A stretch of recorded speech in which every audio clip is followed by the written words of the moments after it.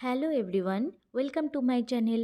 তোমরা ভিডিও দেখেই বুঝতে পারছো আজকে বানানো হচ্ছে চটপটা চিকেন কারি।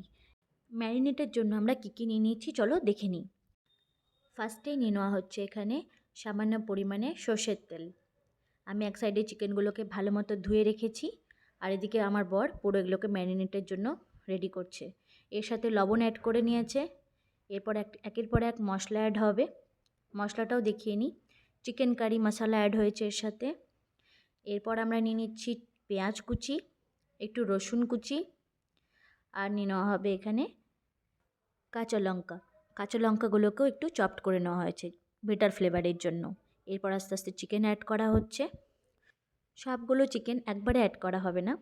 এরপর অ্যাড হচ্ছে সামান্য সর্ষের তেল। এর সাথে আবার অ্যাড করে নেব চপড পেঁয়াজ। কিছুটা মশলা অ্যাড করব, আবার চিকেন, আবার মশলা, আবার চিকেন, এইভাবে পুরোটাকে ম্যারিনেট করা হবে। এরপরে আবার চিকেন কারি মশলা অ্যাড হচ্ছে, তার সাথে আর বাকি চিকেনগুলো অ্যাড করে নেব। চিকেন সব নেওয়া কমপ্লিট হয়ে গেছে। এরপর যত মশলা আছে এগুলোকে আমরা মিশিয়ে পুরো ম্যারিনেট করা হবে। চপড পেঁয়াজ, রসুন, লঙ্কা, এর সাথে সাথে সব মশলা অ্যাড হচ্ছে। এখন এখানে জিরা পাউডার অ্যাড হয়ে গেল মাপ অনুযায়ী। এখানে 1 কেজি চিকেন আছে, ওই জন্য একটু মশলাটাও বেশি হচ্ছে। এরপরে আমার বর মশাই অ্যাড করে দিচ্ছে লাল মির্চ পাউডার। ও একটু মাংস বানানোর সময় লাল মির্চ পাউডারটা অ্যাড করে, এটাতে কালারও আসে, একটু ঝালও হয়। এরপরে বাকি মশলাগুলো অ্যাড করে নেওয়া হবে। এরপর মেশানো হচ্ছে হলদি পাউডার। এখানে সব মশলাগুলো কিন্তু একবারেই মিশিয়ে নেওয়া হচ্ছে। এরপর চলে আসলো জিঞ্জার গার্লিক পেস্ট। ও চিকেন কারিতে মোটামুটি এটা অ্যাড করে, আলাদা আলাদা করে মেশালেও এই জিঞ্জার গার্লিক পেস্টটাও অ্যাড করে। এরপর আসছে এগুলোকে ভালো মতো মিশিয়ে নেওয়ার পালা। সবগুলোকে ভালো মতো, ও মনে পড়ে গেল লবণ আর একটু অ্যাড করতে হবে। এরপর স্বাদ মতো লবণ অ্যাড করে নিচ্ছে। সবগুলো মশলা কিন্তু এখানে ম্যারিনেটের সময়তেই অ্যাড করে নেওয়া হবে, রান্নার সময় আর কোনো কিছু অ্যাড করব না। এরপর সবগুলোকে ভালো মতো মিশিয়ে নিচ্ছে। এটা আমার বরের স্টাইলে চটপটা চিকেন কারি। আজকে চিকেন কারি আমার বানানোর কথা ছিল, আনার পর আমি ধুয়ে রেখেছি। হঠাৎ বর বলল আমি বানাই, আমি ঠিক আছে আজকে তুমি বানাও, আমি ভিডিও করি। এদিকে ভালো মতো ম্যারিনেট চলছে।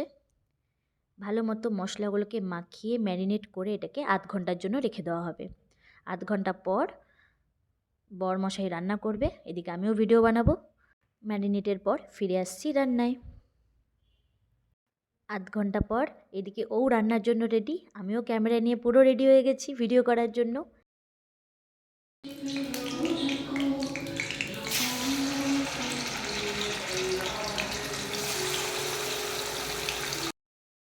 গরম তেলে পুরো ম্যারিনেটেড চিকেনগুলোকে আস্তে আস্তেও দিয়ে নিচ্ছে। এদিকে সাইডে গান বাজছে আমাদের কাজে এনার্জির জন্য, আর আমি ওইদিকে ক্যামেরা নিয়ে পুরো ফোকাসে আছি। কালারটাও কিন্তু খুব সুন্দর লাগছে। আর এই চিকেন কিন্তু মাত্র আধ ঘন্টার মধ্যে পুরো রান্না কমপ্লিট হয়ে যাবে, ওই জন্য ম্যারিনেট করে আধ ঘন্টার জন্য রেখে দেওয়া হয়েছিল। পুরো ম্যারিনেটেড চিকেন দেওয়া কমপ্লিট। ও একদম ভালো পুরো রেডি হয়ে গেছে রান্নার জন্য। ছোট্ট একটা টুলে বসে গেছে রান্না নিয়ে। এদিকে আমিও ক্যামেরা নিয়ে ঘোরাঘুরি করছি, একবার এদিকে একবার ওদিকে। ও যেদিকে যেদিকে খুন্তি নড়াচ্ছে আমি তার উল্টো দিক দিয়ে ঘুরে বেড়াচ্ছি ক্যামেরার জন্য। আর এদিকে গানও বাজছে আমাদের এনার্জির জন্য, আমরা এদিকে গল্পও করছি। খুবই মজা হচ্ছিল রান্নার সময় কিন্তু। এইদিকে চিকেনটাকে ভালো মতো কষানো হচ্ছে।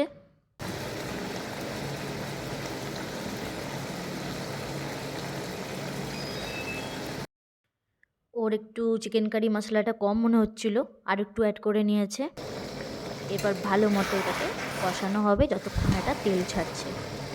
এদিকে ও ভালো মতো কষাচ্ছে, এদিকে ধোঁয়াও উঠছে। এবার আমি ক্যামেরা নিয়ে বুঝতে পারছি না আমি কোন দিকে দাঁড়াবো।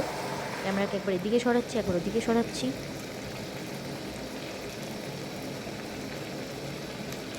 চিকেন থেকে ভালো মতো তেল ছেড়ে এসেছে। এরপর আস্তে আস্তে জল অ্যাড করছে।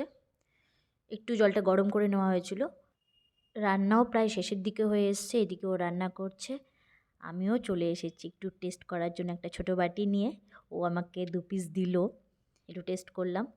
খেতে ভীষণ টেস্টি হয়েছিল, প্রায় সেদ্ধ হয়েই এসেছিল। এরপর আরও 5-7 মিনিটের পর রান্না কমপ্লিট হয়ে গেছিলো। ভীষণ টেস্টি।